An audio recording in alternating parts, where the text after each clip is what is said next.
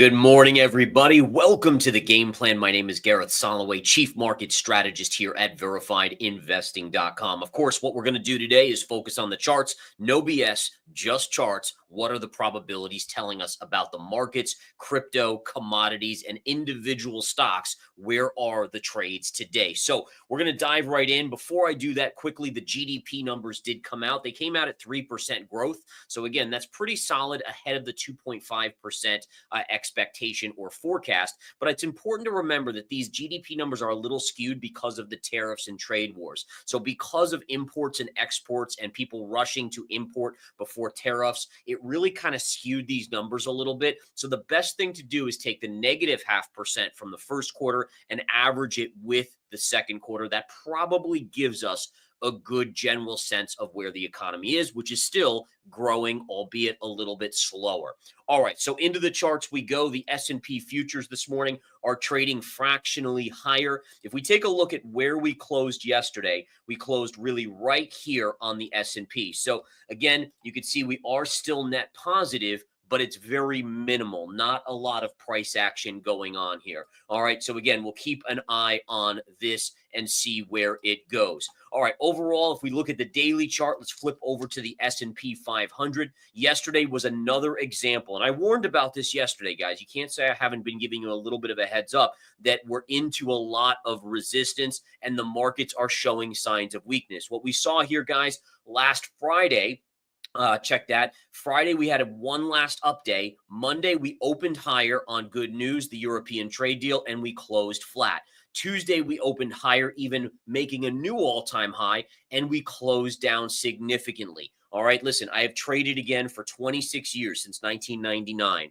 And when I see this price action, especially with the VIX starting to go up, it tells me institutional money is starting to exit their positions, and they're essentially unloading into retail, which is still eagerly buying. So again, I'm just giving you the heads up here that this historically is what I've been seeing. And remember, it's all about the data and charts. It's no BS. So I'm just telling you again what I have experienced in my trading career over and over again through bull markets and through bear markets. So we'll see where things go today. Obviously, today the GDP is taking a backseat. Why? Well, simply because we're waiting on the Federal Reserve. The Federal Reserve, guys, again, reporting today their policy statement at 2 p.m. Eastern time, followed by a press conference with Jerome Powell at 2:30. And remember, no interest rate change is expected. In fact, there's almost a 0% chance of any interest rate change. It's all about the guidance that they give and Jerome Powell gives in his press conference.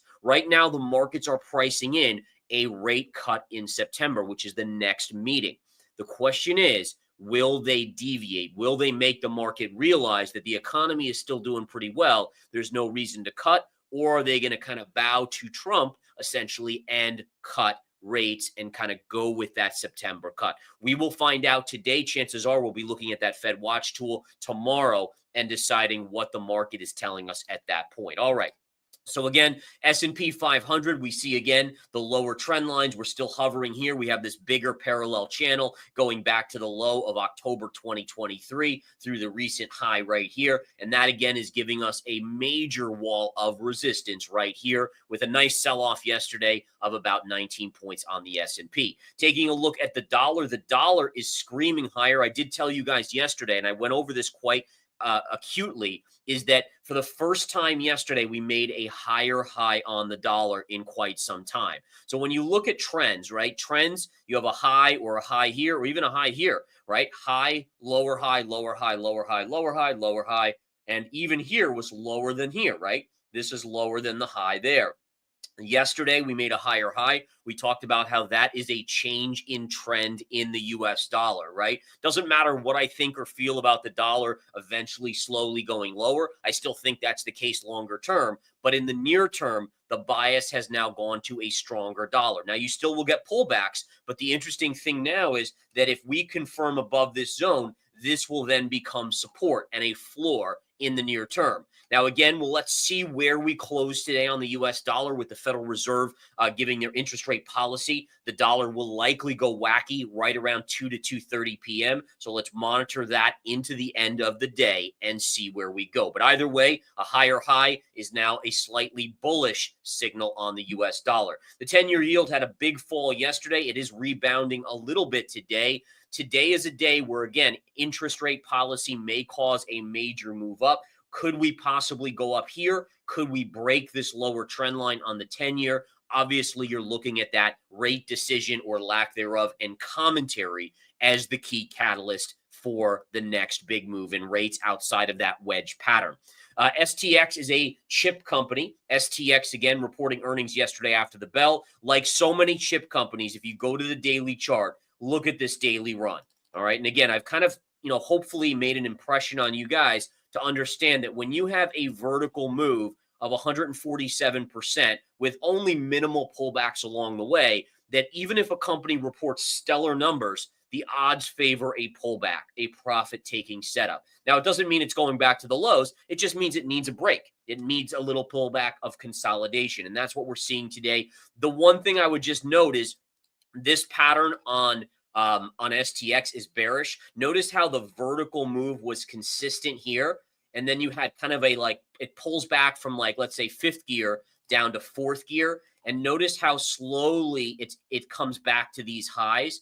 That's actually bearish. It's not really a bear flag because you made a higher high, but this is still a bearish setup. It tells you that the momentum was waning, and it also tells you there's distribution going on, which is why the vertical nature wasn't able to continue here, right? So again, if it was just as strong, you would have seen it continue up like this. In this case, it takes a leg lower, and then look at how it struggled to kind of go back and take out that high. So those are little nuances in charts that I pay attention to here. And again, interestingly enough, I did take a short into this on my own going into the Seagate earnings and made some nice money. I picked it up on the short side just a little bit before the close. And obviously the dip I took profits on. Just again, me just reading those charts. And this is obviously what I always hope leads to you guys saying, wow, there's real money to be made from me.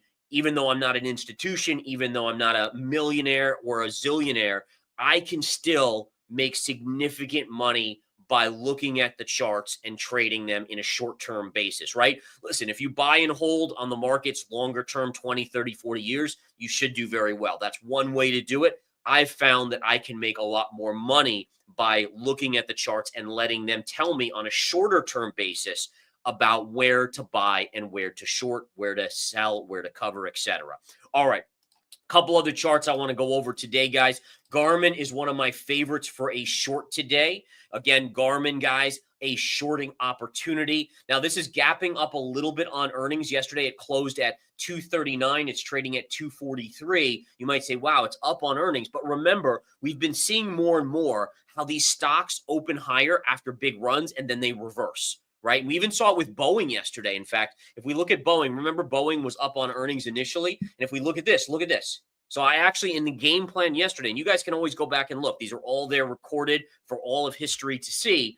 I talked about how Boeing was coming into major resistance and how stocks on good news are gapping up and then seeing a sell-off. And so the idea here is that on Garmin, this is an idea for you guys, just an idea. I love giving you guys trading ideas for the day. That's what the game plan is all about. What is my game plan for the day? Well, this one right here, I actually picked up a small short position pre-market here on Garmin. And again, the idea is you have a gap fill right here, which we've basically filled pre-market. You have double top right here.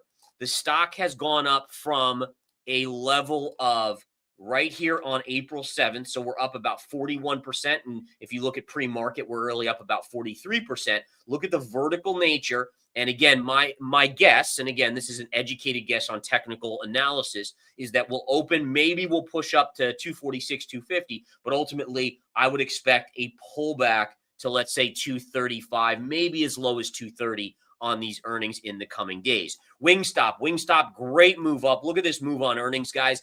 I want to just shout out to a congratulations. If you're a member of Smart Money Stocks and ETFs, you got this in the small cap catalyst. And Drew, who runs the small caps, he's been crushing these plays. He picked this up yesterday, just yesterday on the chart setup formation. In fact, I think this was his overnight hold trading setup that he saw. And this is, again, he has a course out there you guys can pick up for, it's pretty cheap. But again, you can find that on Verified Investing. But the idea here is that this setup just paid out in literally less than 24 hours. Congratulations again if you're part of Smart Money Stocks and ETFs. And don't forget, guys, Smart Money Stocks and ETFs, it's my service, but it's also other traders. They all included in there, small caps, ETF trader, the dividend trader. If you're kind of not someone who trades on an active basis, but you're like a dividend hardcore, let's just get those like good quality names. I don't want the excitement essentially of crazy moves. Just like pay me out that dividend and grind it out. Great service there, guys. Smart Money Stocks and ETFs at verifiedinvesting.com. All right, Humana trading up on earnings here, guys. By the way, there's no way I'm looking to short Wingstop, and that's why I didn't go over a level. It's a very small company, and again, I want to stay back on that. But Humana, good move up.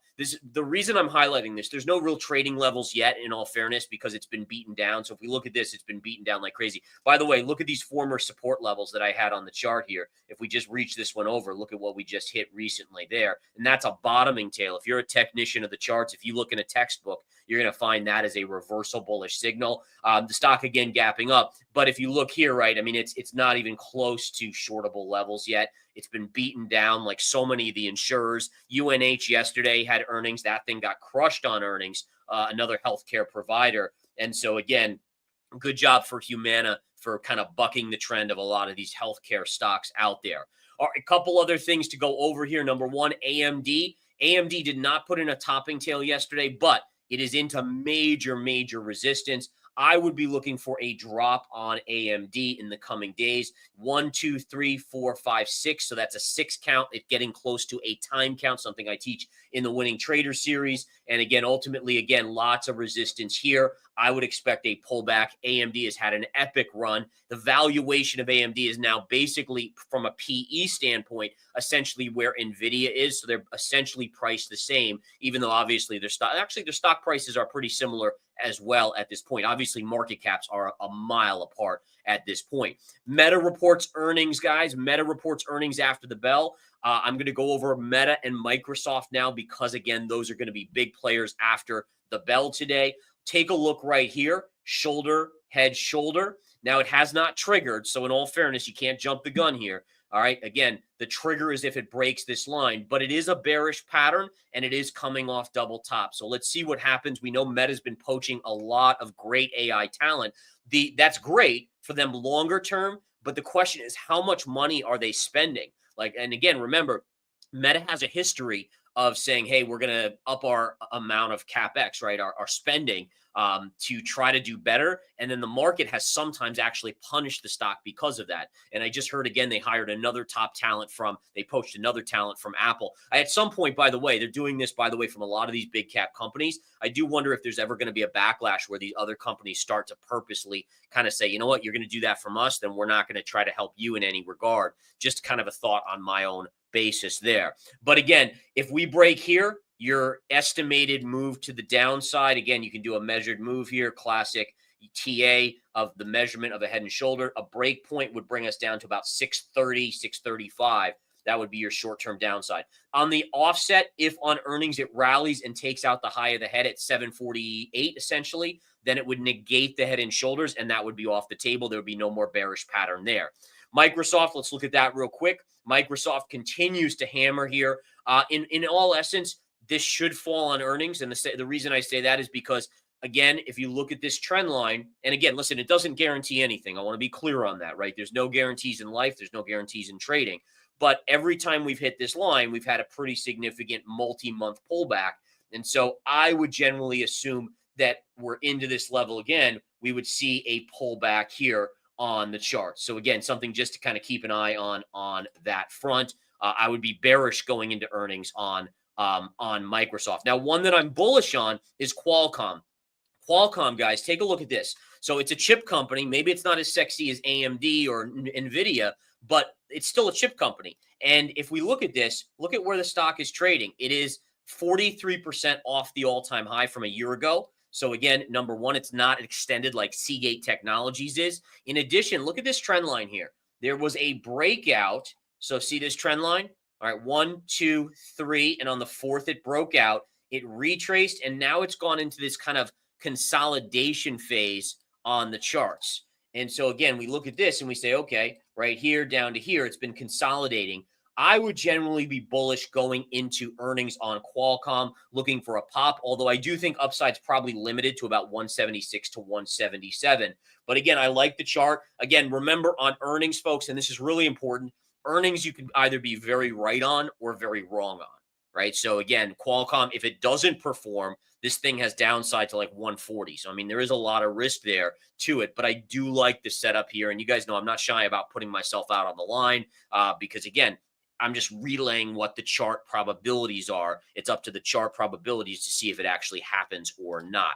All right, into Bitcoin. Let's flush out and see what else we have going on here. Bitcoin has continued to hover in this. Again, amazing to see how long Bitcoin's been chopping inside of this sideways pattern. Remember, the only reason this is not bullish consolidation is because of the bearish reversal topping tail. The most recent signal, basically the most recent signal takes precedence. So again, if you negate the topping tail with a close over, let's say 123,300, now that becomes absolutely hugely bullish. But as long as this bearish signal is here and that move is off of that, it slightly favors the downside on the charts. And these are nuances that, again, I love revealing to you guys because I truly think it's going to make a difference in your lives in terms of understanding and putting yourself on the side of the higher probable trade. And by the way, that's what these institutions do. They literally have people out there they pay millions of dollars per year to as salaries to give them this same information. I love the fact that I can do a lot of this to you guys or give you guys this information. Now, listen, they all have more money than I do or than any of us do. They have trillions, if not, billions of dollars under management. But it doesn't mean we can't at least make returns equal to what they're doing. And I think that's the important thing. Everyone looks at these institutions and is like, oh my gosh, they're the big, I could never perform like the. Actually, you can. Actually, you can. It just takes a little work. But listen, if I can do it, anyone can do it. I'm firmly in belief of that. All right, let's take a look at gold today. On to gold. Gold is moving lower. We know it had a breakdown. It does favor further downside. I am still short with half my gold position in the short term. I still have my net long gold holdings, obviously, because I'm still bullish longer term. But like I always say, hey, listen, if in the short term the chart's telling me it's going to go down, am I just going to be an idiot and not step up and short it? Like I'll make some money on the downside and then I'll just go back on the bullish side. Sure. And it's the same thing, by the way, same thing with Bitcoin. I think that's important to understand is that, there are assets where a lot of times I'll say, hey guys, I'm bearish on this for a pullback. People are like, oh, he's crazy. It's going to 5 million or it's going to 1 million or it's going to 500,000. It's like, yeah, it might. I actually kind of agree with you. It doesn't mean if the chart is telling me based on probabilities that it's going to fall, let's say 20% or 10%. Why am I going to sit there and be like, oh, no, I don't want that gain. I don't want that. Like, okay, that doesn't, for me, it doesn't compute. Like, if it's telling me with a 75% chance it's going to come down, why wouldn't I make money that way? And then when it tells me 75% chance is going back up, I'll just jump long again. And that's the beauty, again, guys, of technical trading, what we do here at verifiedinvesting.com. All right, let's look at silver real quick here, guys. Silver coming down as well. Again, not surprising. We saw the 2 inside bar consolidation. Again, here's your flagpole. This wasn't really a fully formed bear flag, but anytime you have a big drop, and you go sideways without really rebounding sharply, it's obviously telling you something. And that was telling us, again, small downside. My first support, as I've said many days in a row now, is around 37.15, give or take. And again, that will be first support. Doesn't mean it's going to hold there and start to rally, but at least that's your first line in the sand. Oil broke back through the bear flag consolidation. I've already isolated down where if it hits today or tomorrow, I will be looking to short oil. It's right around 70.5, maybe 70, 75. This trend line, which has worked beautifully in the past, should still be great. And again, that will be a level I look to pull the trigger on shorting oil. And then lastly, natural gas here, guys. Let's touch base on that. We knew this was bearish consolidation. Again, this is and by the way, by no means do I want to even there's no sense in patting me on the back guys of any of these, whether it was the gold breakdown that was coming or this natural gas or any of these other stuff because it's just probabilities, right? It's just like if something has a 75 or 70 or 80% chance of happening, I'm just looking at the chart. The chart is telling me that, and I'm just repeating it to you guys. I'm just verbiage repeating it. And so the key is understanding that at 75%, every pattern has a 25% chance of failing, right? If that's what the odds are. And so what it tells us is that 3 out of 4 of what I relay to you will be right, 1 will be wrong. And it's just simple mathematics, right? And I think we can all understand that. And I think it's important because again, just looking at this chart, again, the chart, look, broke below, inside bar, which is we know flagpole, bear, and it just tells us it's going down. And what was my next target right here? Remember, I'm not buying here, but again, this would be your next level. If you're really aggressive, maybe you'll buy, but again, for me, I'm not yet. But that's your target, and that's just what the chart was telling me. And so I'm just going to relay it to you guys there. All right. So listen, my job, I look at me as being kind of the linguist, the interpreter, if you will, and my goal is to hopefully help a lot of you guys. Hopefully, even if you think I'm crazy, that's fine. I don't mind. But if you pick up one thing in the game plan that you guys say, all right, this makes sense, or, oh man, I see that in another chart and it made you some money, that's awesome. That's awesome. Then my job is done. And I love that these game plans are free. By the way, folks, mid-month game plan and trading the close are going to move over to verified investing only. So just be aware, you may want to go over and follow Verified Investing. Ben launched his RSI Trade of the Day show yesterday, and he did another one today. These are fascinating shows only now on Verified Investing, so be aware of that. He basically gives you a trade setup every day, and he goes over how the RSI, he basically will teach you RSI in these shows. And again, it's actionable information. My goal, honestly, is really that every show that we bring to you guys from Verified Investing should have education and something actionable in it for you. All right. So anyways, you guys are awesome. And again, your support, your viewership, as we see our numbers, as you guys spread the word to your friends and say, hey, listen, look at these guys. These guys are doing something different than the hype on every other place, or the narrative is being spun. That's what it's all about. So make sure you go follow Verified Investing on YouTube. Obviously, all our shows play live on our homepage at Verified Investing as well. Thank you guys again. Seriously, have a great rest of your day. I'll talk to you soon.